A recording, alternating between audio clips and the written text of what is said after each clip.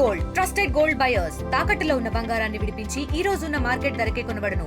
మరిన్ని వివరాలకు సంప్రదించండి 7771077720.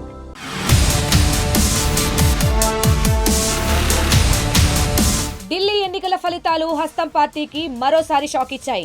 అసెంబ్లీ ఫలితాల్లో కాంగ్రెస్ పార్టీది జీరో హ్యాట్రిక్.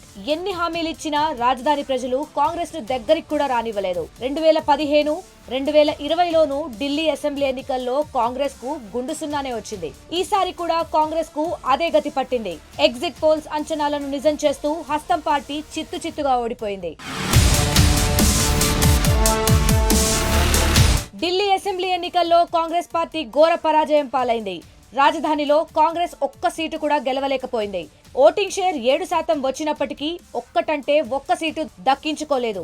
ఎన్ని రకాల హామీలిచ్చినా ఢిల్లీ ప్రజలు కాంగ్రెస్ ను నమ్మలేదు. కాంగ్రెస్ ఘోర ఓటమికి ఇతర రాష్ట్రాల్లో వారి పాలనే కారణం కావచ్చని విశ్లేషకులు చెప్తున్నారు.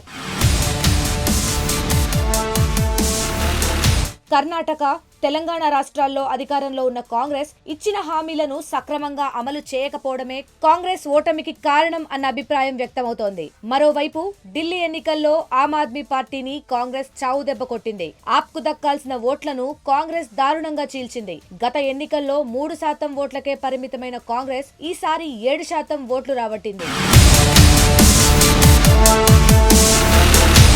ఢిల్లీలో 1952 నుంచి 2020 మధ్య 8 సార్లు ఎన్నికలు జరిగితే కాంగ్రెస్ 4 సార్లు గెలిచింది. కానీ ఏది ఏమైనప్పటికీ ఓటింగ్ షేర్ శాతం పెరిగినా కాంగ్రెస్ కు ఎటువంటి ఉపయోగం లేకుండా పోయిందనే చెప్పాలి. ఢిల్లీలో వరుసగా అధికారం చేపట్టిన తమకు ఈ పరిస్థితి ఎందుకు వచ్చిందని కాంగ్రెస్ శ్రేణులు ఆత్మ పరిశీలన చేసుకోవాల్సిన పరిస్థితి ఏర్పడింది.